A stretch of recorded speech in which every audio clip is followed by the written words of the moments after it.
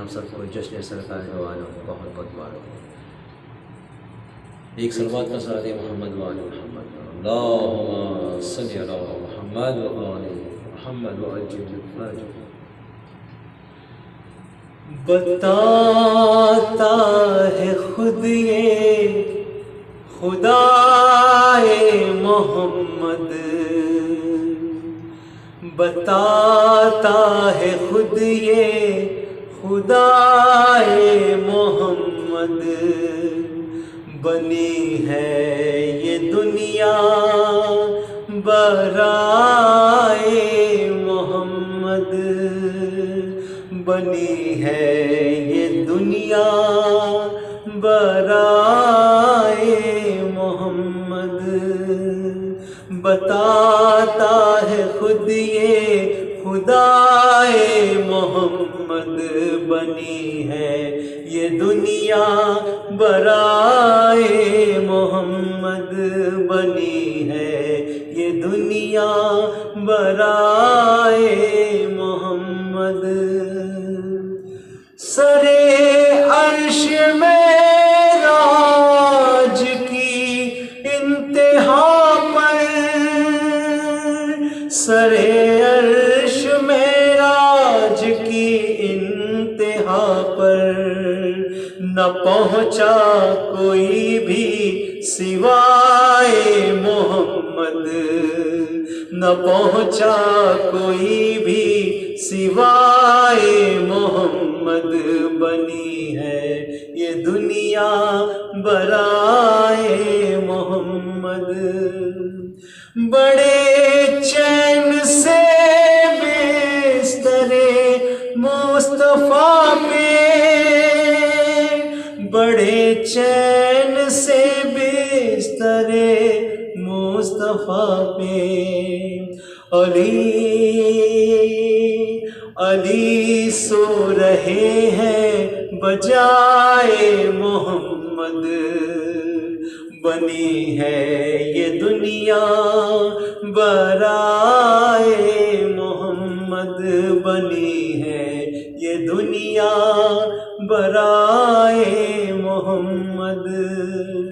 یہ من کنت مولا سے ثابت ہوا ہے، یہ من کنت مولا سے ثابت ہوا ہے، ولائے علی ہے ولائے محمد، ولائے علی ہے ولائے محمد، بنی ہے یہ دنیا برائے محمد،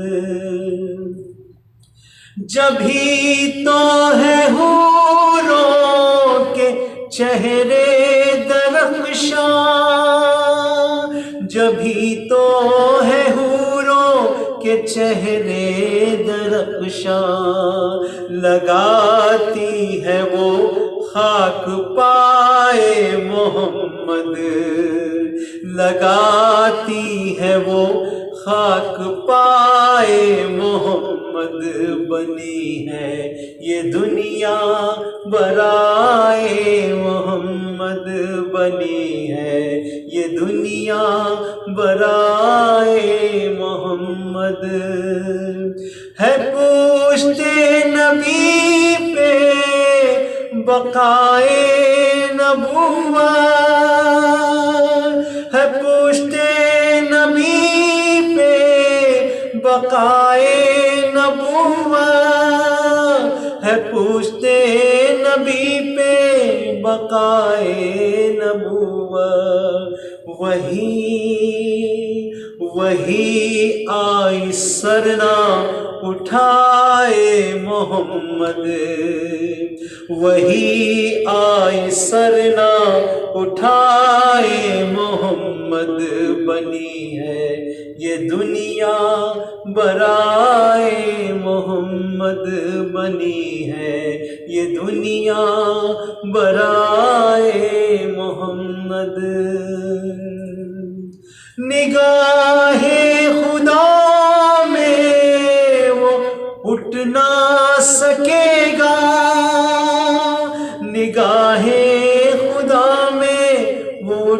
نہ سکے گا، جسے بھی نظر سے گرائے محمد، جسے بھی نظر سے گرائے محمد، بنی ہے یہ دنیا برائے محمد، بنی ہے یہ دنیا برائے محمد۔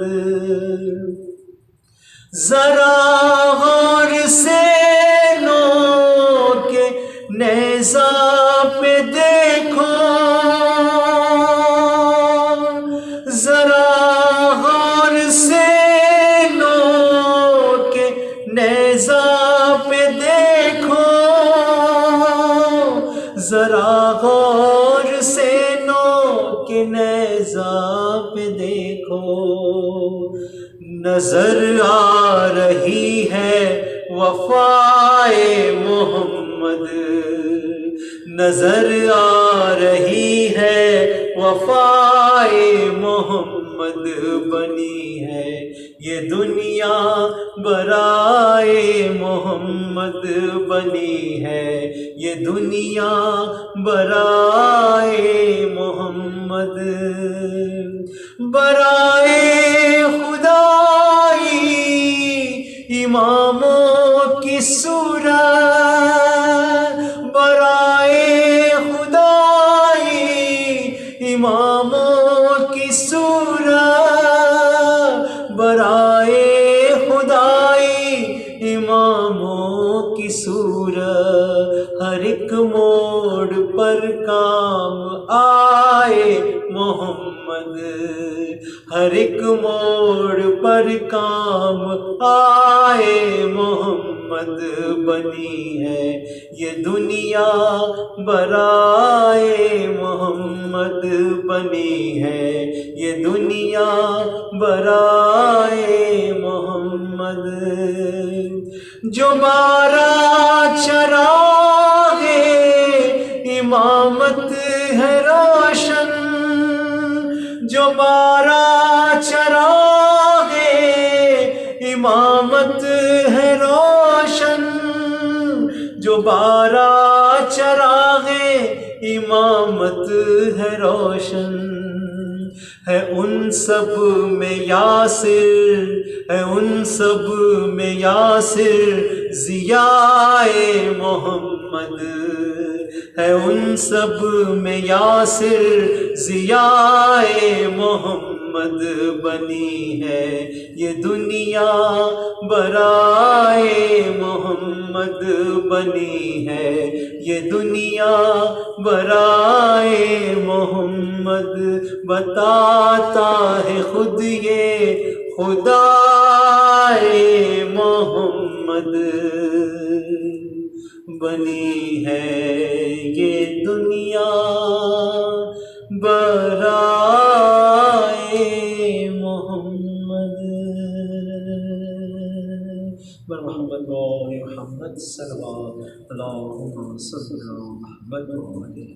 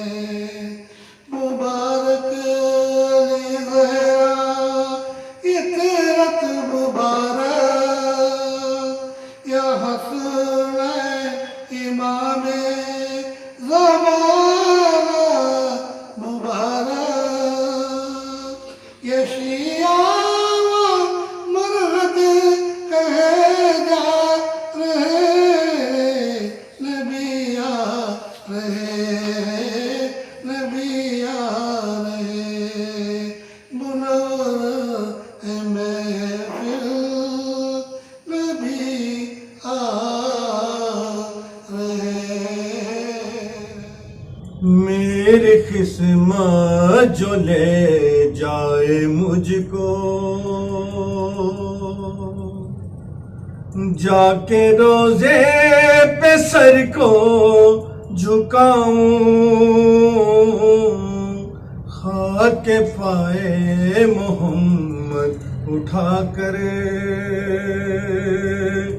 اپنی آنکھوں میں سرما لگاؤں جب محمد کو پیدا کیا تھا نہ ہی آدم کا نام و نشان تھا جب محمد کو پیدا کیا تھا نہ ہی آدم کا نام و نشان تھا نور کی ہستیوں کو ملا کر خاکی انسان سے کیسے ملاؤں میری قسمت جو لے جائے مجھ کو جا کے روزے پہ سر کو جھکاؤں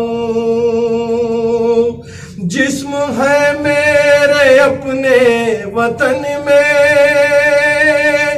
جان دل تو ہے شاہ زمن میں جسم ہے میرے اپنے وطن میں جان و دل تو ہے شاہ زمن میں یا الہی پرندہ بنا کر مجھ کو پر دے تو اڑ کر میں جاؤں میری قسمت جو لے جائے مجھ کو جا کے روزے پہ سر کو جھکاؤں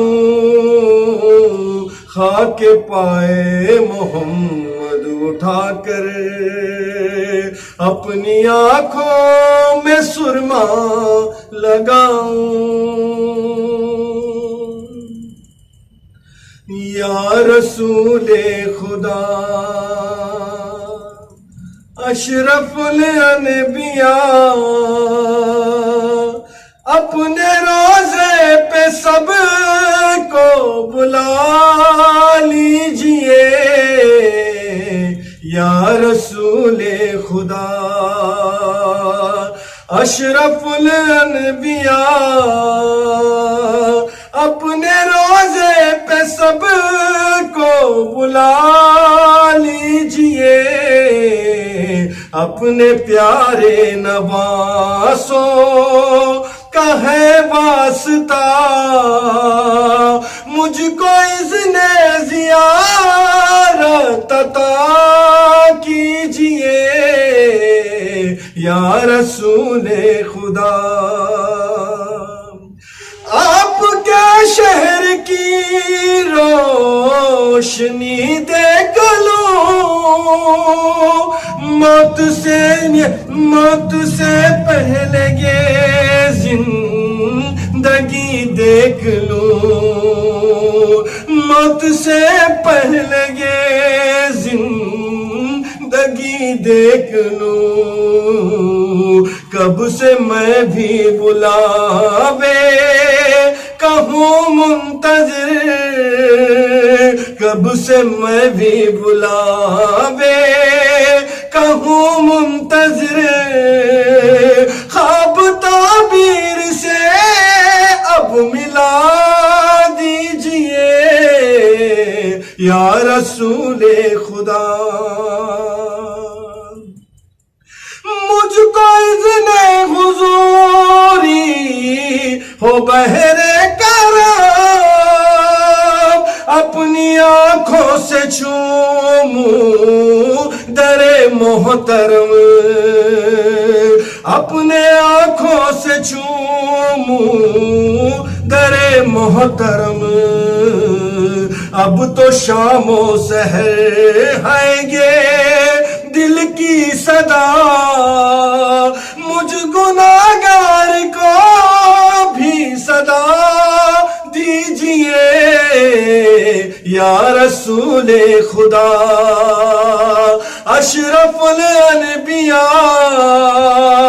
اپنے روزے پہ سب کو بلا لیجئے یا رسول خدا پاک دل کی مرادیں سوالی گیا آپ کے در سے کوئی نہ خالی گیا آپ کے در سے کوئی نہ خالی گیا مجھ خطا کار پر کر کے نظر کرم میرا سویا مقدر جگا دیجئے یا رسول خدا اشرف الانبیاء اپنے روزے پہ سب کو بلا لیجئے یا رسول خدا بے سہاروں کے دل کی صدا آپ ہیں ٹوٹتی سانس میں حوصلہ آپ ہیں ٹوٹتی سانس میں حوصلہ آپ ہیں دید کے شوق میں کب سے بیمار ہوں اب میرے درد دل کی دوا کیجئے یا رسول خدا اشرف الانبیاء اپنے روزے پہ سب کو بلا لیجئے یا رسول خدا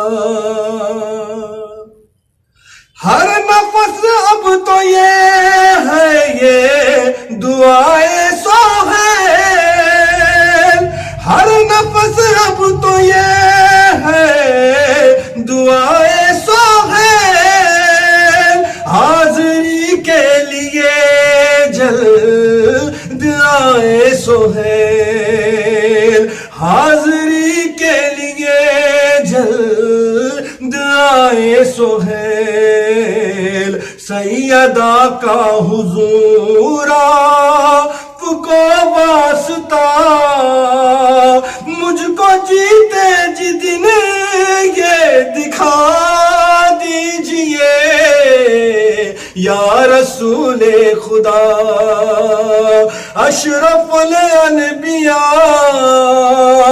اپنے روزے پہ سب کو بلا لیجئے اپنے پیارے نواسوں کا ہے واسطہ مجھ کو اذن زیارت عطا کیجئے یا رسول خدا یا رسول خدا یا رسول خدا رب اعوذ بک من همزات الشیاطین واعوذ بک رب یحضرون بسم اللہ الرحمن الرحیم الحمد للہ الذی هدانا لهذا وما كنا لنهتدی لولا ان هدانا اللہ لقد جاءت رسل ربنا بالحق والصلاة والسلام على سید اصل ما فی الوجود سر اللہ کل موجود نقطة دائرة الوجود صاحب لواء الحمد والمقام المحمود سیدنا المجدد والمصطفى الامجد وبالقاسم محمد والصلاة والسلام على آلہ الطیبین الطاہرین المعصومین المظلومین ولعنة الدائمة الباقية على أعدائهم أجمعين من الآن إلى قيام يوم الدين.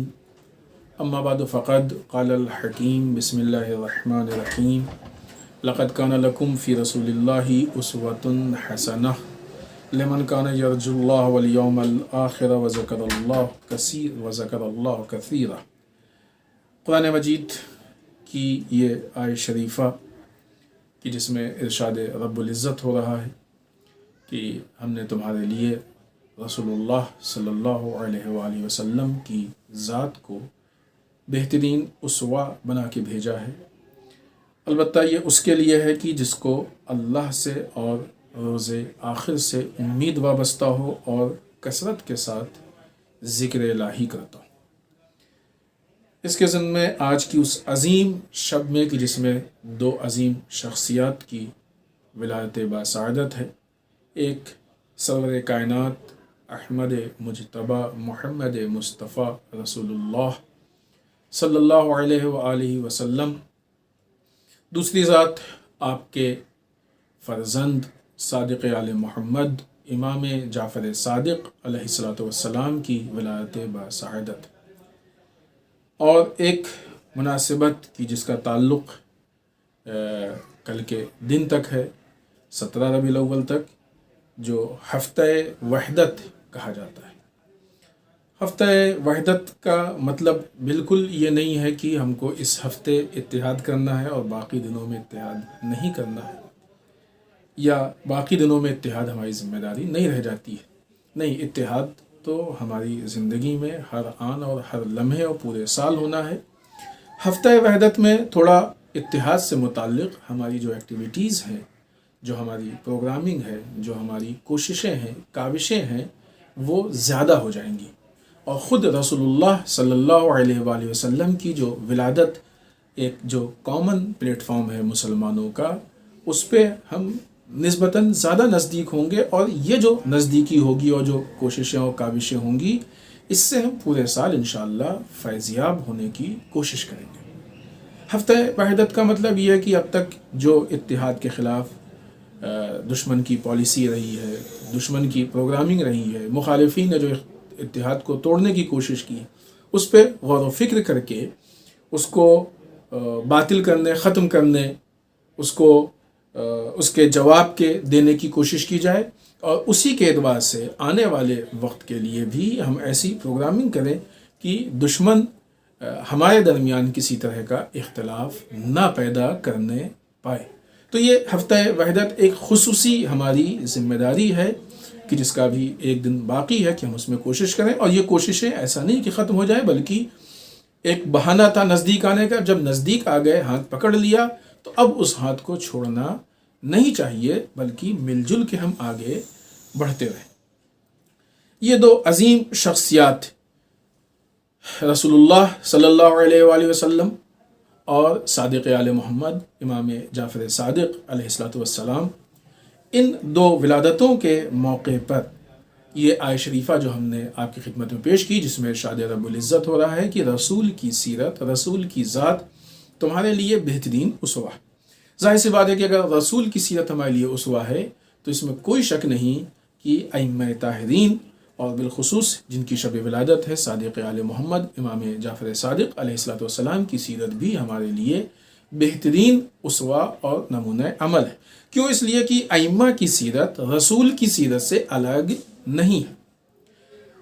بعض اوقات لوگوں کو لگتا ہے کہ مثلا رسول نے کچھ اور کیا اور ائمہ نے نہیں. یہ سیرت نہیں ہے، تاریخ کے واقعات ہیں. جیسا کہ کہا نہیں جاتا کہ امام حسن علیہ السلام نے صلح کی، امام حسین نے جنگ کی، اور فرق ہے نعوذ باللہ. نہیں، البتہ امام حسن بھی جنگ کے لیے گئے تھے. حالات نے حالات ایسے سامنے پیش آئے کہ امام حسن کے لیے اس وقت چارہ صلح تھا، اور حالات ایسے پیش آئے کہ اس وقت امام حسین علیہ السلام کے لیے چارہ جنگ تھا، اس کے علاوہ کوئی راہ حل نہیں تھا. لہٰذا یہ جو واقعات اور حالات تبدیل ہوتے ہیں، اس کی بنیاد پہ جو وقت کا امام یا نبی ہے وہ فیصلے لیتا ہے. تو یہ جو تھوڑا بہت واقعات کا فرق دکھتا ہے، یہ واقعات کا فرق حالات کی بنیاد پہ. اس کا مطلب بالکل یہ نہیں ہے کہ سیرت میں فرق، سیرت سیم ہے.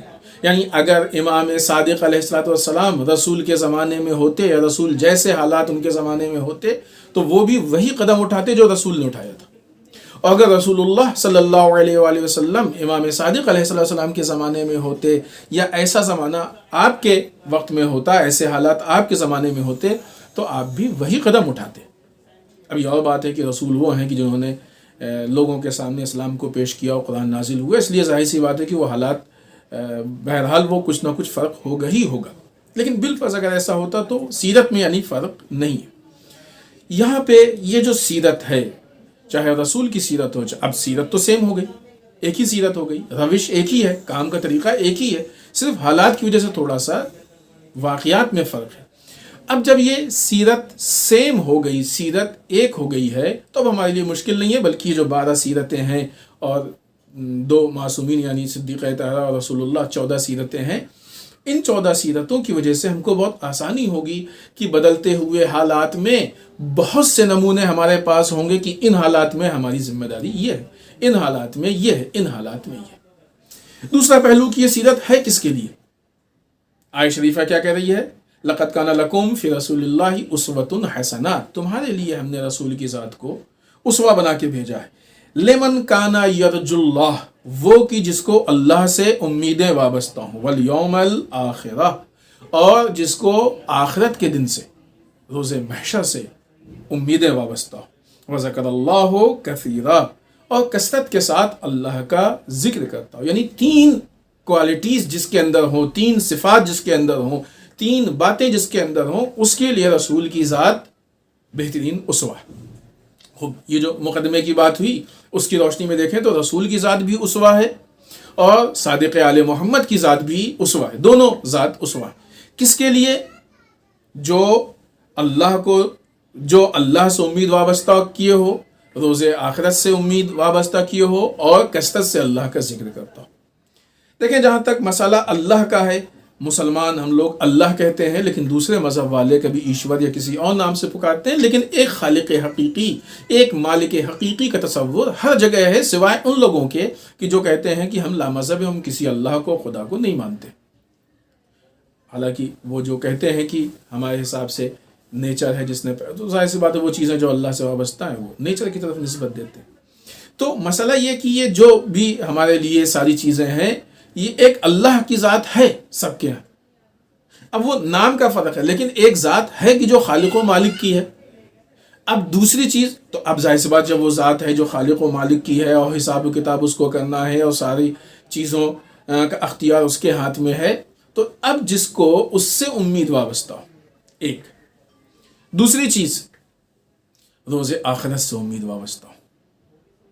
ابھی دوسرے جو عقائد ہیں ان میں دوسرے مذاہب ہمارے ساتھ ہونا ہو، لیکن موت اور آخرت کے عقائد میں آپ کو بہت سارے مذاہب اپنے ساتھ مل جائیں گے جو یہ کہتے ہیں کہ مرنے کے بعد حساب و کتاب ہونا ہو۔ تو اب یہ آخرت سے جس کو امید وابستہ ہو، 2۔ تیسری چیز، اپنے اس خالق و مالک حقیقی کا کثرت سے ذکر کرتا ہو۔ یعنی کیا مطلب؟ ہر مذہب اپنے اس خالق و مالک کو یاد رکھے، فراموش نہ کرے۔ اس کا مطلب یہ کہ جس کے اندر یہ 3 صفتیں پائی جائیں، یہ تینوں صفتیں ایسی ہیں کہ جو ضروری نہیں کہ صرف مسلمانوں میں پائی جائے، ایک نان مسلم میں بھی یہ صفت پائی جا سکتی ہے۔ اتنا فرق اللہ کی طرف سے نہیں ہے جتنا فرق معاشرے اور سماج نے پیدا کر دیا۔ یہ 3 صفتیں جس کے اندر پائی جائیں، اس کے لیے رسول کی ذات اسوہ ہے۔ یعنی کیا مطلب؟ رسول صرف مسلمانوں کے لیے اسوہ نہیں ہے، پوری کائنات کے لیے اسوہ ہیں، اور اسی لیے کہا گیا ہے بسم اللہ الرحمن الرحیم وما رسلناک الا رحمۃ للعالمین۔ اے میرے حبیب، یہ سورہ انبیاء کی آیت نمبر 107، ہم نے آپ کو عالمین کے لیے رحمت بنا کے بھیجا ہے۔ اصل رحمت یہ مادی اور دنیاوی چیزوں کا دے دینا نہیں ہے، اصل رحمت رسول کا رحمت ہونا یہ اس بات کی بنیاد پہ ہے کہ رسول لوگوں کی آخرت اور عاقبت ٹھیک کریں، رسول لوگوں کی کردار سازی کریں۔ اور اگر دین کے حساب سے بھی دیکھیں کہ جو اتنا دین میں ڈفرنس پیدا کیا جا رہا ہے اور لوگوں کو بہکایا اور بھڑکایا جا رہا ہے اور دین کی بنیاد پہ لوگوں کو لڑایا جا رہا ہے، اختلاف پیدا کیا جا رہا ہے، وہ دین کی جو سارے دین کی بات، صرف مسلمانوں کے فرقے ہی کی بات نہیں، مسلمانوں کے فرقوں کے بیچ میں تو کامنس بہت زیادہ ہیں، بلکہ جو الگ الگ دین ہیں ان کو بھی آپ دیکھیں تو اس میں بہت زیادہ کامنس ہے۔ فرق صرف تب ہوگا کہ جب ایک ہندو اپنے مندر میں جائے اور ایک مسلمان اپنے مسجد میں جائے، لیکن اس میں بھی بنیاد ایک ہی ہے، وہ بھی اپنے خالق و مالک کی عبادت کی نیت سے جا رہا ہے، اور مسلمان بھی اپنے خالق و مالک کی عبادت کی نیت سے جا رہا ہے۔ طریقے میں فرق ہے، عقائد میں فرق ہے، روش میں فرق ہے، لیکن مقصد و نیت ایک ہے۔ لیکن جب یہ لوگ مسجد سے اور مندر سے اور گرودوارے سے نکل کے باہر آتے ہیں اور روڈ پہ، دین صرف مسجد کے لیے تو نہیں ہے، دین صرف مندر کے لیے تو نہیں ہے، دین صرف امام باڑے کے لیے تو نہیں ہے، دین صرف ان جگہوں کے لیے تو نہیں ہے کہ جو دین سے مخصوص یا عبادت گاہوں کے نام پہ ہیں۔ نہیں، دین انسان کی 24 گھنٹے کی زندگی کو مینیج کرنے کے لیے ہے۔ لہٰذا یہ لوگ جب سب روڈ پہ جمع ہوتے ہیں تو ہر مذہب کہتا ہے کہ جھوٹ بولنا بری بات ہے، ہر مذہب کہتا ہے کہ جوا کھیلنا بری چیز ہے، ہر مذہب کہتا ہے کہ کسی کی برائی یعنی غیبت کرنا بری چیز ہے، ہر مذہب کہتا ہے کہ شراب پینا بری چیز ہے، ہر مذہب ان برائیوں کو منع کرتا ہے، ہر مذہب کہتا ہے کہ کسی پہ ظلم کرنا غلط بات ہے، ہر مذہب کہتا ہے کہ مظلوم کی حمایت کرو، ہر مذہب کہتا ہے کہ ظالم کے مقابلے میں آ جاؤ، ہر مذہب کہتا ہے کہ حق کے حامی ہو جاؤ، ہر مذہب کہتا ہے کہ باطل کے مقابلے میں آ جاؤ۔ جتنی بھی چیزیں ہیں کہ جو انسان کی، بزنس کیجئے تو ہر مذہب کہے گا کہ بے ایمانی مت کرو، کاروبار کیجئے تو ہر مذہب کہے گا کہ اس کو ایمانداری سے انجام دیجئے، جاب کیجئے تو ہر مذہب کہے گا کہ اپنے کام کو جو ذمہ داریاں اس کو پوری طریقے سے انجام دیجئے اور ذرا سا بھی اس میں خیانت مت کیجئے۔ تو یہ ایک زندگی کا بہت بڑا حصہ ہے کہ جو سارے مذاہب کے بیچ میں کامن ہے۔ رسول اللہ صلی اللہ علیہ وآلہ وسلم کی سیرت صرف مسجد، نماز، امام باڑے یا قرآن خوانی یا ان چیزوں سے مخصوص نہیں ہے۔ رسول کی سیرت کا بہت بڑا حصہ ہے کہ جو کبھی آپ کو حکومت پہ دکھائی دے گا، کبھی میدان جنگ میں دکھائی دے گا، کبھی بازار میں دکھائی دے گا، کبھی صلہ رحم میں دکھائی دے گا، کبھی معاشرے میں دکھائی دے گا، کبھی لوگوں کے ساتھ دکھائی دے گا، کبھی سوشل ایکٹیویٹیز میں دکھائی دے گا۔ یہ جو حصہ رسول کی سیرت کا ہے، یہ وہ حصہ ہے کہ اگر معاشرے میں پھیلا دیا جائے تو لوگ اس سیرت کو دیکھ کے اش اش کریں گے کہ ایسا پرفیکٹ انسان بھی کیا اس دنیا میں آیا ہے۔ یہ رسول کا وہ وجود ہے کہ جو رحمت للعالمین، وہ بہترین اخلاق جس کے لیے خود اللہ قصیدہ پڑھ رہا ہے، بسم اللہ الرحمن الرحیم، وَإِنَّكَ لَعَلَىٰ خُلْقٍ عَظِيمٍ، سورہ قلم کی آیت نمبر 4۔ اے میرے حبیب، آپ اخلاق کے بلند ترین درجے پہ فائز ہیں۔ یہ چیزیں جو رسول کی سیرت میں ہیں یہ سب کے لیے ہیں، اور یہ سب کے سامنے پیش کی جا سکتی ہیں اور سب کو دی جا سکتی ہیں۔ لہٰذا رسول کی سیرت، رسول کا اسوہ ہونا صرف مسلمانوں کے لیے نہیں ہے، سب کے لیے رسول کا اسوہ ہونا۔ رسول سب کے لیے اسوہ ہے، اور سب سے بنیادی چیز کہ رسول نے جو سب سے پہلے جس چیز کو لوگوں کے سامنے پیش کیا، قرآن نے سب سے پہلے جس بات کو لوگوں کے سامنے پیش کیا اور سب سے زیادہ رسول کا اس پہ زور تھا، وہ لوگوں کے اندر ایجوکیشن، لوگوں کو ایجوکیٹ کرنا ہے۔ آج کون مذہب کہتا ہے کہ نہ پڑھو؟ آج کون مذہب کہتا ہے کہ جاہل رہو؟ سب کہتے ہیں۔ آج بعض اوقات اس طرح کی باتیں سننے میں آتی ہیں کہ صاحب دین کو نہیں فالو کرنا چاہیے، اور دین پہ عمل نہیں کرنا چاہیے، اور دین جھگڑے کا باعث ہوتا ہے۔ غلط ہے، جھوٹ بولتے ہیں یہ لوگ جو کہتے ہیں۔ یہ آپ کو بے دین بنانے کے لیے جھوٹ بول رہے ہیں اور دھوکہ دے رہے ہیں۔ دین اصلاً جھگڑے کا باعث ہو ہی نہیں سکتا ہے۔ یہ گارنٹی اور دعوے کے ساتھ کہا جا سکتا ہے کہ اگر ہر مذہب کا ماننے والا واقعی طور پہ اپنے مذہب کو فالو کرے تو ممکن ہی نہیں ہے کہ جھگڑا ہو جائے، کیونکہ کوئی مذہب یہ نہیں کہتا ہے کہ دوسرے کے مذہب کا مذاق اڑاؤ، کوئی مذہب یہ نہیں کہتا ہے کہ دوسرے کے مذہب کا قتل عام کرو، دوسرے کے مذہب کے فالوور کا قتل عام کرو، کوئی مذہب یہ نہیں کہتا ہے کہ کہیں سے تم جرائم کو اپنی زندگی میں لے آؤ۔ سب مذہب کہتے ہیں کہ ایک دوسرے کی رسپیکٹ کرو، ایک دوسرے کے ساتھ اچھا برتاؤ کرو۔ تو جو لوگ دین کا استعمال کرتے ہیں، مس یوز کرتے ہیں، در واقع وہ دین کا استعمال کر کے اختلاف پیدا کرتے ہیں، تو ان کا دین کا نام لے لینے کی بنیاد پہ دین غلط نہیں ہو گیا۔ یہ افراد ہیں کہ جو خائن ہیں۔ یعنی اگر طالبان دین کا نام لے کے قتل عام کر رہے ہیں تو پرابلم دین کی نہیں ہے، پرابلم طالبان کی ہے۔ اگر ISIS دین کا نام لے کے قتل عام کر رہے ہیں تو پرابلم دین کی نہیں ہے، پرابلم ISIS کی ہے۔ ہم پہچانیں کہ ISIS اور اسلام میں فرق ہے۔ ISIS ایک الگ چیز ہے، اسلام ایک الگ چیز ہے۔ خالی انہوں نے اپنے ان جرائم کے اوپر پردہ ڈالنے کے لیے اسلام کے لفظ کا استعمال کیا ہے، ورنہ اسلام ان کی زندگی میں ہے ہی نہیں۔ اسی طریقے سے اگر ہندوستان میں بعض ہندو مذہب کا نام لے کے دوسرے مذاہب پہ ظلم کر رہے ہیں تو یہ دین کو بدنام کر رہے ہیں، استعمال کر رہے ہیں، ورنہ ان کے دین میں ایسا نہیں ہے کہ تم مسلمانوں کو جہاں پاؤ قتل کر دو. ان کے دین میں ایسا نہیں ہے کہ تم قتل عام برپا کر دو. اور سب کو معلوم ہے، آج یہ بات کلیئر ہو گئی ہے کہ یہ کچھ مخصوص لوگ ہیں کہ جو احمقوں کو اپنے ہاتھ کی کٹ پتلی بنا کے وہ اقتدار تک پہنچنا چاہتے تھے، اور اس اقتدار کے لیے اتنا سب کچھ کر رہے ہیں.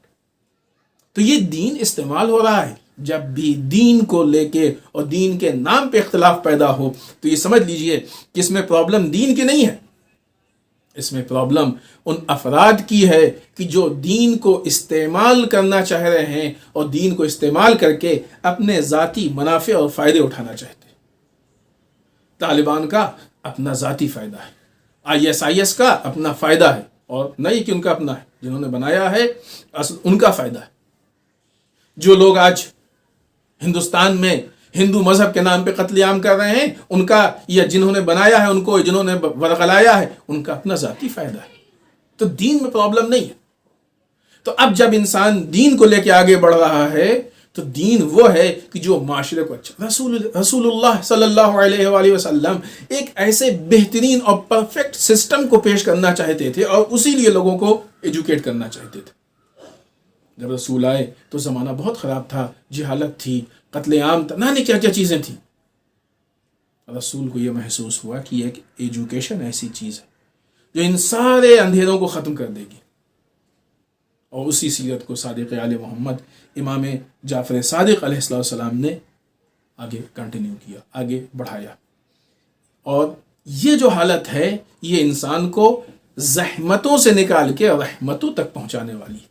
اسی لیے قرآن مجید نے بہت واضح الفاظ میں اعلان کیا.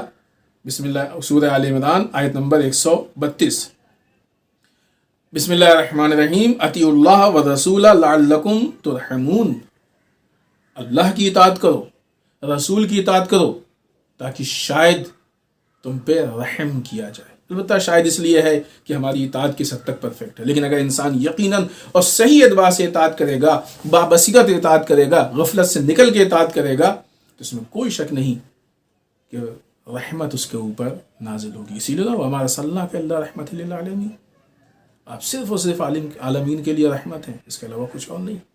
رسول کا پورا وجود اگر کچھ ہے تو رحمت ہے، اس کے علاوہ کچھ اور نہیں. اب اگر یہ سیرت ہے اور یہ معیار ہے، اب قرآن مجید کہتا ہے، خوب یہی وہی مفہوم ہے کہ جو ہم نے ابتدا میں آیہ شریفہ میں پیش کیا کہ رسول تمہارے لیے بہترین اسوہ. قرآن مجید بہت واضح الفاظ میں کہتا ہے، سورہ حشر کی آیت نمبر 7 ہے، بسم اللہ الرحمن الرحیم، وما آتاکم الرسول فخذوہ. رسول جو تم کو دے دیں لے لو. رسول جو تم کو دے دیں لے لو.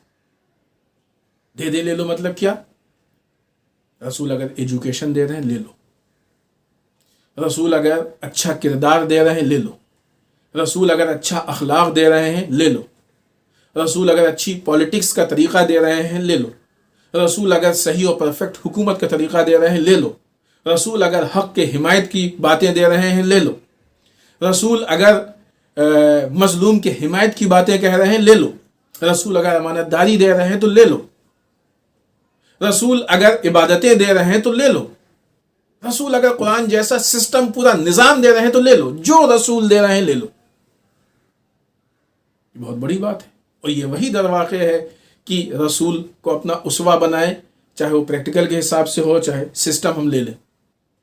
رسول جو وما آتاکم الرسول، جو رسول تم کو دے رہے ہیں لے لو. رسول نے ہم کو کیا دیا؟ پوری زندگی کا سسٹم دیا. سچ بولو، امانت داری سے کام لو، لوگوں کے ساتھ اچھا برتاؤ کرو، اچھا سلوک کرو، صلہ رحم کرو، اللہ کی معرفت حاصل کرو، اللہ کی اطاعت کرو، اللہ کی عبادت کرو، قرآن پہ عمل کرو. یہ کتنی ایسی چیزیں ہیں، ایک خزانہ ہے پورا جو رسول ہم کو دے کے گئے. اللہ کہتا ہے جو کچھ رسول دے رہے ہیں لے لو. اور اتنا ہی نہیں، بات اتنے میں کمپلیٹ نہیں ہوتی، جو رسول دے رہے ہیں لے لو، رکھ لو، ٹھیک ہے دوسرے بھی دے رہے ہیں، نہیں، مسئلہ اس کا نہیں ہے. قرآن مجید نے پھر آگے بڑھ کے کہا وَمَا نَهَاكُمْ عَنْهُ فَانْتَهُوا، اور جس چیز سے رسول منع کر دے رک جاؤ. اگر رسول غیبت سے منع کر دیں رک جاؤ، تہمت سے منع کر دیں رک جاؤ، دھوکہ دھڑی سے منع کر دیں رک جاؤ، تکبر سے منع کر دیں رک جاؤ، عجب سے منع کر دیں رک جاؤ، ظلم سے منع کر دیں رک جاؤ. बातिल के अंजाम दही से मना कर दे, रुक जाओ। खयानत से मना कर दे, रुक जाओ। जिस चीज से रसूल मना कर दे, रुक जाओ। अगर अल्लाह की नाफरमानी से मना कर दे, रुक जाओ। अगर गुनाह से मना कर दे, रुक जाओ। जिन जिन कामों से मना कर दे, रुक जाओ। तो रसूल जो दे रहे हैं वो ले लो, जिस चीज से मना कर रहे हैं उसको छोड़ दो। यानी क्या मतलब? यानी अब हम अपनी मर्जी से कुछ ना करें। रसूल कहते जाएं, हम करते जाएं। रसूल रोकते जाएं, हम रुकते जाएं।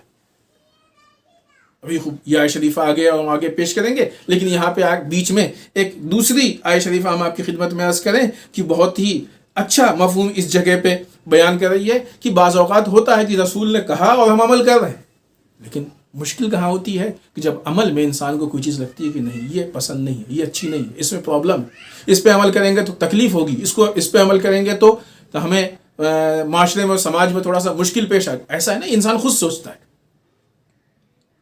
अव्वल तो तकलीफ की बुनियाद पे कोई चीज़ छोड़ नहीं सकते। दूसरा ज़रूरी नहीं कि जिसको हम तकलीफ समझें वो तकलीफ ही हो। और तीसरे जो हम तकलीफ समझते हैं, हत्ता कि वो भी तकलीफ ज़रूरी नहीं कि हम तक पहुंची जाए। फिर भी कुरान मजीद कह रहा है बहुत ही अच्छे और खूबसूरत अंदाज में, सूरह बकरा की आयत नंबर 216 है, बिस्मिल्लाहिर्रहमानिर्रहीम, व आसान तकरहू शैअन व हुवा खैरुल लकुम। रसूल तुम्हें जो कुछ दे रहे हैं ले लो।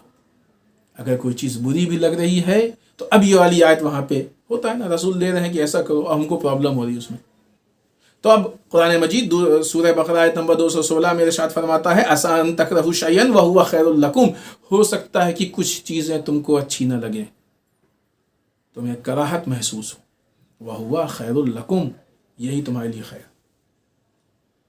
रसूल फिर आइए पहली वाली आयत पे कि रसूल मना कर रहे हैं, छोड़ दो। हो सकता है कि रसूल किसी चीज़ को मना करें लेकिन हमको उसमें लज्जत महसूस हो, हमको वो चीज़ें पसंद आएँ, अच्छी लगने लगें, तो फिर वहाँ पे इंसान को छोड़ने में मुश्किल पेश आती है। तो ये वाली आयत सूरह बकरा आयत नंबर 216 में इरशाद होता है, व असन तुहिब्बु शैअन व हुवा शर्रुल लकुम। हो सकता है कि कोई चीज़ तुम्हें पसंद आए लेकिन वही तुम्हारे लिए शर है। यानी इसका मतलब ये कि तुम अपनी ज़िंदगी को अपनी पसंद और अपनी कराहत की बुनियाद पे आगे नहीं बढ़ा सकते हो कि जो तुम्हें पसंद है ना पसंद है, जो तुम्हें अच्छा लग रहा है बुरा लग रहा है, उस बुनियाद पे नहीं। जो तुम्हें पसंद है हो सकता है वो तुम्हारे लिए शर हो, जो तुम्हें पसंद नहीं है वो हो सकता है तुम्हारे लिए खैर हो। क्यों? वल्लाहु यअलमु व अंतुम ला तअलमून। तुम्हें क्या मालूम? अगर कोई अल्लाह के निज़ाम और सिस्टम और सीरत रसूल के मुकाबले में अपनी राय को हावी कर, ये अपनी राय को तो हावी करना है ना। रसूल कह रहे हैं कि जुल्म के मुकाबले में आवाज़ उठाओ और हमें लगता है कि आवाज़ उठाने में हमको प्रॉब्लम हो जाएगी, हम चुप हो जाएं। तो इसका मतलब कि अल्लाह के हुक्म या अल्लाह की राय के मुकाबले में अपनी राय को हम बुलंद समझ रहे हैं और इसीलिए हमने अल्लाह की राय को छोड़ के अपनी राय को मुकद्दम कर दिया।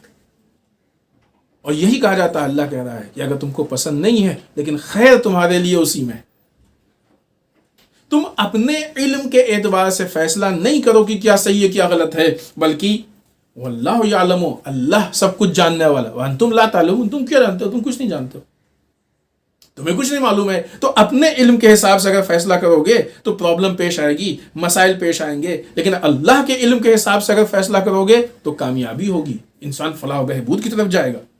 अब आइए आगे वो आयत शरीफा कि जो इससे पहले सूरह हश्र की 7वीं आयत, वमा आताकुम रसूल फखुजू, जो रसूल तुमको दे ले लो, बोलो ये कि तुमको अच्छी, वो उस आयत के मफहूम को मिला के अच्छी क्यों, बोलो ये कि तुमको खराबी क्यों ना लगे। वमा नहाकुम अनहु फंतहू, और जो तुम्हें रसूल मना करें छोड़ दो, बोलो ये कि पसंद क्यों ना है।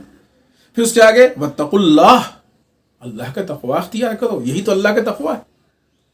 जो कुछ रसूल दे रहे हैं ले लें और जो रसूल मना कर रहे हैं छोड़ दें, यही तक़वा इलाही है। और अगर ऐसा नहीं किया, ऐसा नहीं है कि बस ये ऑप्शन है, ठीक है कर लिया नहीं किया, नहीं, अगर ऐसा नहीं किया, इन्नल्लाह शदीदुल इक़ाब, तो अल्लाह शदीद अजाब का नाजिल करने वाला है। सीरत रसूल एक तरफ से जहाँ रहमतुल लिल आलमीन है, तो वो इतनी जामी सीरत है कि अगर इंसान उस सीरत को छोड़ के दूसरे रास्ते को अपनाएगा तो वो रास्ता इक़ाब का रास्ता है, वो रास्ता अजाब का रास्ता है। लिहाजा रसूल ने हमको ये सारी चीज़ें दी हैं اور ہماری یہ ذمہ داری ہے کہ ان ساری چیزوں کو لے لیں. یہ کردار جو رسول نے ہم کو دیا ہے، ہماری ذمہ داری ہے کہ ہم اس کردار کو لیں. اب آئیے وہ گفتگو کہ یہ جو رسول کا پورا ایک کردار ہے، پرفیکٹ اور کمپلیٹ کردار ہے، کہ جس میں اخلاق بھی ہے، جس میں رحمت للعالمین ہونا ہے، جس میں اچھی حکومت ہے، جس میں پرفیکٹ پالیٹکس ہے، جس میں خدمت خلق ہے، جس میں سوشل ایکٹیویٹیز ہے، جس میں اکنامیکل سسٹم ہے، جس میں دنیا کے سارے نظام موجود ہیں. یہ ایک پرفیکٹ سسٹم رسول کا، کیا یہ مسلمانوں کی ذمہ داری نہیں ہے کہ مسلمان اپنی طرف سے بعنوان ہدیہ دوسری امتوں کے سامنے پیش کریں کہ یہ ہماری طرف سے خوبصورت ہدیہ مسلمان پیش کرے نہ کرے؟ دوسری امتوں میں وہ لوگ کہ جن کے اندر شدت پسندی پائی جاتی ہے اور اسلام کو پہچانتے ہیں، انہیں معلوم ہے کہ جس دن مسلمان اس سیرت رسول کو لوگوں کے سامنے پیش کر دے گا، اس دن دنیا رسول کی سیرت کو پسند بھی کرے گی اور اختیار بھی کر لے گی. یہی وجہ ہے کہ اس سے پہلے کہ مسلمان سیرت کو پیش کرے، وہ الگ الگ انداز سے رسول کی سیرت کو، رسول کے کردار کو ہمارے یہاں کہا جائے کہ لوگوں کے سامنے غلط طریقے سے پیش کرنا چاہتے ہیں. رسول کے سیرت اور کردار کو بدنام کرنا چاہتے ہیں، اگرچہ ان کی کوشش ناکام کوشش. فرانس نے اگر آج رسول کی توہین کی، اس کی اس حرکت پہ مذمت کرتے ہیں، ہم سخت مذمت کرتے ہیں.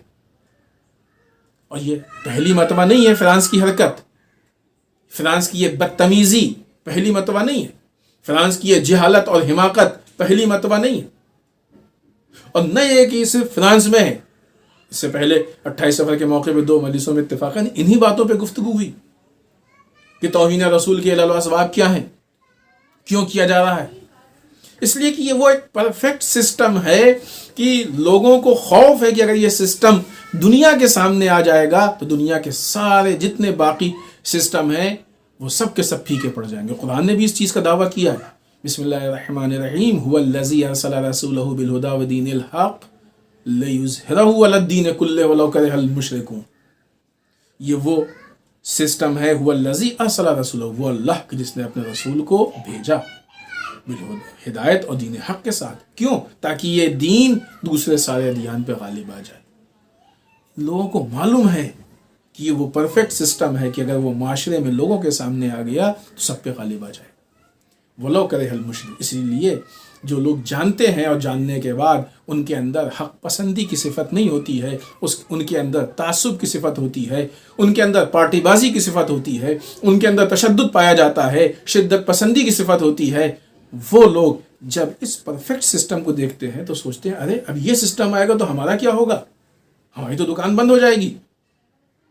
تعصب کی بنیاد پہ، جہالت کی بنیاد پہ، حماقت کی بجائے اس کے کہ صحیح راستے کو اپنا لے، وہ صحیح راستے کی مخالفت کرنا شروع کر دیتے ہیں. فرانس کی حرکت کوئی اور حرکت نہیں ہے، ورنہ آپ بتائیں کون سی ایسی لاجک ہے کہ رسول اللہ صلی اللہ علیہ وآلہ وسلم کی شہادت و وفات کے 1400 سال بعد آ جا کے وہ فرانس رسول کی مخالفت کر رہا ہے.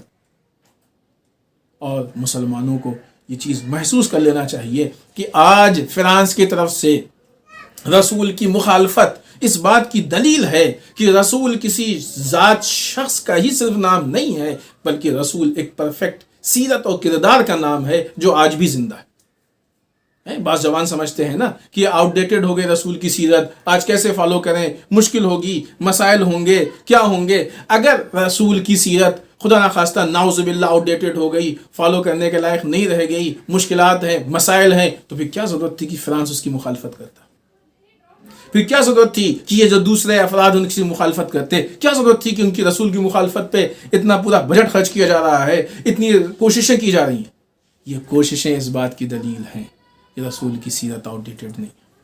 یہ کاوشیں اس بات کی دلیل ہیں کہ رسول کی سیرت آج بھی اگر معاشرے کے سامنے پیش کر دی جائے تو لوگ اس کو خوشی خوشی اپنا لیں گے. لہٰذا وہ مزاج کی جو متعصب مزاج ہے، وہ مزاج جہاں جہالت پائی جاتی ہے، وہ مزاج جہاں حماقت پائی جاتی ہے، وہ بجائے اس کے کہ صحیح راستے کو اپنا لے وہ مخالفت کو ڈراتا ہے. فرانس والوں نے کچھ اور نہیں کیا. فرانس والوں نے صرف یہ پہچان لیا کہ یہ پرفیکٹ سسٹم ہے کہ اگر آ گیا تو ہماری دکان بند ہو جائے گی. لہذا رسول کی مخالفت نہیں ہے. اپنی دکان کو بچانے کا طریقہ اور راستہ ہے. اور بھی جو دوسرے علل و اسباب اس کے پائے جاتے ہیں کہ جس پہ ایک مختصری صحیح لیکن گفتگو ہو چکی ہے اور مزید موقع نہیں ہے کہ اس کو ہم آپ کے سامنے دہرائیں. اچھا خاصا وقت ہو چکا ہے, ہم اپنی بات کو ختم کر رہے ہیں. لہٰذا اب یہاں پہ جو اختلاف کی صورت ہے وہ اس شکل میں آ گئی کہ رسول ایک پرفیکٹ سیرت لے کے آئے ہیں, حق اور یعنی یوں کہا جائے کہ صحیح اور مکمل نظام کو لے کے آئے ہیں. اب اس کے مقابلے میں جو بھی آ رہا ہے وہ جب ابھی دیکھیں دنیا کے عام آدمی تو نہیں مخالفت کر رہے, حتیٰ ابھی جب یہ مخالفت ہوئی رسول اللہ صلی اللہ علیہ وآلہ وسلم کی تو بہت سے ایسے کہ جو مسلمان بھی نہیں ہیں, حتیٰ ہمارے بعض سکھ برادران نے بھی فرانس کے اس حرکت کی مذمت کی ہے, بعض عیسائی برادران نے بھی اس حرکت کی مذمت کی ہے, بہت سے ایسے ممالک کی جو مسلمان ملک نہیں ہیں انہوں نے بھی مذمت کی ہے. یہ اور بات ہے کہ بعض مسلمان ملک خاموش بھی ہیں کیونکہ وہ غلامی میں ہے, اسرائیل کی غلامی میں ہے, امریکہ کی غلامی میں ہے. وہ بول دیں گے تو غلامی کے رشتے ٹوٹ جائیں گے. یا بعض نے مذمت کی بھی ہے تو بہت ہی خاموش سی مذمت کی ہے, ڈری سی مذمت کی ہے کہ ادھر سے مسلمانوں سے بھی رابطہ نہ ٹوٹنے پائے, یہ بھی نہ ہونے پائے کہ مثلا اگر یہ سب نہیں بولیں گے تو مسلمان جو ان کو اپنا مانتے ہیں سب کچھ وہ چھوٹ جائے. دوسری طرف سے اسرائیل اور امریکہ سے بھی غلامی کے رشتہ نہ ٹوٹنے پائے. تو وہ ان کے اپنے مسائل ہیں, ان کی اپنی روش ہے, اور یہی وہ جگہ ہے کہ جہاں پہ مسلمانوں کی امت کو پہچان لینا چاہیے کہ جہاں پہ دوسری امتیں اور دوسرے مذہب اتنا کھل کے مذمت کر رہے ہیں وہیں پہ یہ کچھ گنے چنے اسلامی ممالک کیوں خاموش بیٹھے ہوئے ہیں؟ کیا ان کے پاس عشق رسول نہیں ہے؟ کیا ان کو رسول سے محبت نہیں ہے؟ اب بھی پہچان لو مسلمانوں کہ اسلام کا نقاب اوڑھ کے جو منافقین ہمارے درمیان میں ہیں یہ ہم کو مخالفین سے زیادہ نقصان پہنچا رہے ہیں.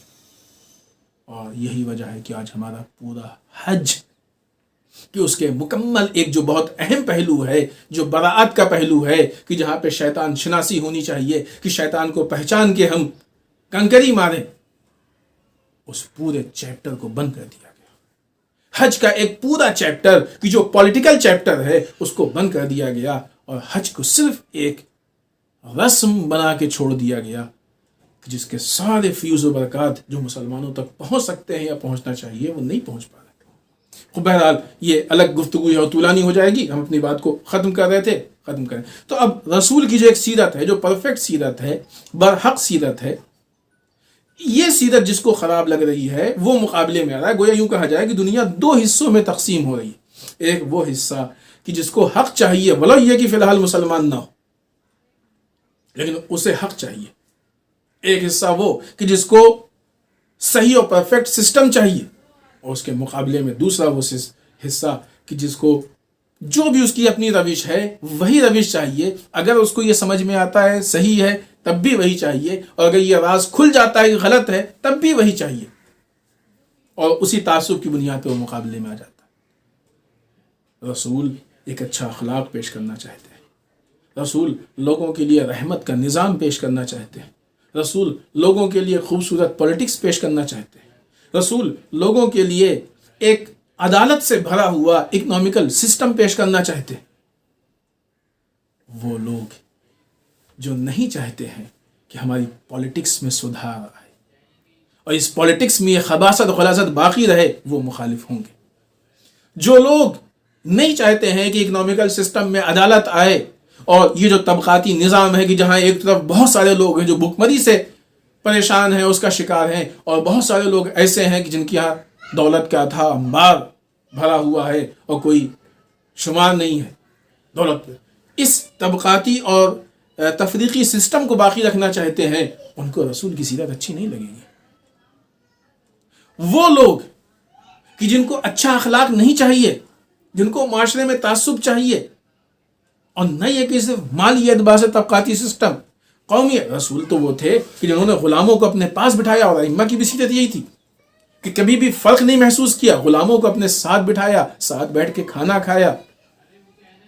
کتنی خوبصورت سیرت ہے کہ مولا کائنات نے 2 کرتا خریدا اور ایک کرتا وہ کہ جو زیادہ اچھا تھا وہ قمبر کو دیا. کیوں؟ اس لیے کہ غلام ہے. ایسا نہ ہو کہ احساس سے کمتری پیدا ہو جائے کہ ہمارا آقا جو ہے وہ اچھا کرتا پہنے اور ہم تھوڑا سا لو اسٹینڈرڈ کا. لیکن کمال اخلاق یہ ہے کہ کہا نہیں کہ قمبر تم غلام ہو لہٰذا اچھا پہنو، نہیں کہ قمبر تم جوان ہو لہٰذا تم زیادہ بہتر پہنو. احساس غلامی بھی نہیں ہونے دیا. اتنے پرفیکٹ سسٹم کے آگے اب وہ لوگ کہ جو ذات پات، جگہ، علاقہ، شہر، ایریا، ملک، ان چیزوں کے حساب سے طبقاتی فرق کو باقی رکھنا چاہتے ہیں، تعصبات کو باقی رکھنا چاہتے ہیں، ان کو رسول کی سیرت کہاں پسند آئے گی؟ تو یہ جو مخالفت کرنے والے ہیں ان کے مخالفت کے علل و اسباب ڈھونڈیے، تلاش کیجئے. رسول کی سیرت ان کے باطل افکار کو نقصان پہنچا رہی ہے، اس لیے یہ مخالفت کر رہے ہیں. آدمی کس کی مخالفت کرتا ہے؟ جس سے نقصان ہوتا ہے. رسول کی ذات سے کس کو نقصان ہے؟ رسول کی ذات سے غلط فکر کو نقصان ہے، رسول کی ذات سے غلط اخلاق کو نقصان ہے، رسول کی ذات سے باطل پولیٹکس کو نقصان ہے، رسول کی ذات سے باطل کام کرنے والوں کو نقصان ہے، رسول کی ذات سے ظالموں کو نقصان ہے، رسول کی ذات سے اکنامیکل سسٹم میں بے ایمانی کرنے والوں کو نقصان ہے. تو اس طرح کے جتنے لوگ ہوں گے وہ سب آ کے رسول کی سیرت کی بھی مخالفت کریں گے، اسلام کے سسٹم کی بھی مخالفت کریں گے. یہاں پہ ہماری ذمہ داری کیا ہے؟ اور ظاہر سی بات ہے کہ اس کے بغیر بات مکمل نہیں، لیکن بس اسی بات پہ اپنی گفتگو کو ہم ختم کر دیں. یہاں پہ ہماری ذمہ داری کیا ہے؟ ہماری یہ ذمہ داری ہوتی ہے کہ ہم رسول اللہ صلی اللہ علیہ وآلہ وسلم کی سیرت کو احیا کرنے کی کوشش کریں، زندہ کرنے کی. ابھی یہ خود الگ گفتگو ہے لیکن ہم صرف پوائنٹس بیان کر دیں. رسول کی سیرت کے مختلف پہلو ہیں. ایک وہ پہلو ہے کہ جو انفرادی سیرت ہے، ذاتی اعتبار سے ہم یہ کوشش کریں کہ ہم اپنے اندر اس انفرادی سیرت کو اتاریں. ایک اجتماعی سیرت ہے کہ جو ہمارے اندر بھی ہونی چاہیے لیکن معاشرے میں بھی ہونی چاہیے، ہم اس کے لیے بھی کوشش کریں. لیکن یہ ساری چیزیں لوگوں کے سامنے پیش کریں، لوگوں کو ایجوکیٹ کرنے کی کوشش کریں. اس کے لیے پھر ہم کو صحیح چیز کی حمایت کرنی پڑے گی، باطل چیز کی مذمت و مخالفت کرنی پڑے گی. جب تک ہم یہ صحیح چیز کی حمایت اور باطل چیز کی مخالفت و مذمت نہیں کریں گے اس وقت تک یہ حق سیرت رائج نہیں ہوگی. یہ عظیم شب کہ جو دو عظیم شخصیات کی ولادت کی شب ہے، اس میں ہم کوشش کریں. اور سب سے بنیادی چیز کہ جو کام رسول اللہ صلی اللہ علیہ وآلہ وسلم نے بھی کیا اور صادق علیہ محمد امام جعفر صادق علیہ السلام نے بھی کیا، وہ یہ کہ لوگوں کو ایجوکیٹ کرنے کی کوشش کی. ایجوکیشن، لوگوں کو ایجوکیٹ کرنا، یہ ایک جہاد ہے کہ جو جہالت کے مقابلے میں، جہالت سے لڑنا ہم سب کی ذمہ داری ہے. کہاں اس میں کون سا مذہب ہے کہ جو مذہب یہ کہتا ہے کہ ہم یہ کریں گے اور کوئی دوسرا کہتا ہے کہ ہم یہ کریں گے. ہم سب کے سب مل کے اگر جہالت سے جنگ کریں تو شاید ایک ایسا کامن پلیٹ فارم ہوگا جس پہ ہر مذہب کے لوگ جمع ہو سکتے ہیں. آج ضرورت اس بات کی ہے کہ ہم کامن پلیٹ فارمز ڈھونڈنے کی کوشش کریں، نہ یہ کہ آپس کے فرق کو ڈھونڈنے کی کوشش کریں. بہت ساری چیزیں ایسی ہیں دین کی اور دین میں کہ جو سارے ادیان میں کامن ہے. سب کہتے ہیں کہ علم پھیلاؤ، سب کہتے ہیں کہ تربیت اچھی کرو، سب کہتے ہیں جہالت سے لڑو. وہ کامن پلیٹ فارم کو ہم ڈھونڈنے کی کوشش کریں اور ان کامن پلیٹ فارم پہ ہم برائیوں سے جہاد کرنے کی کوشش کریں، جو آج کی ہماری اصل ذمہ داری ہے اور ہمارا وظیفہ اور ہمارا فریضہ ہے. انشاءاللہ اس شب ولادت میں ہم اپنے وقت کے امام کے سامنے یہ عہد کریں کہ مولا اس سیرت کو ہم احیا کریں تاکہ آپ کے ظہور میں تاجیل، کیونکہ آنے والا بھی الگ سیرت لے کے نہیں آئے گا، اسی رسول کی سیرت کو لے کے آئے گا، اسی رسول کا جانشین ہے. لہذا ہم اپنے سیرت و کردار کے ذریعے سے اس امام کے ظہور میں تاجیل کی کوشش کریں اور یہی انشاءاللہ آج کے شب کی عیدی ہوگی. والسلام علیکم ورحمۃ اللہ وبرکاتہ.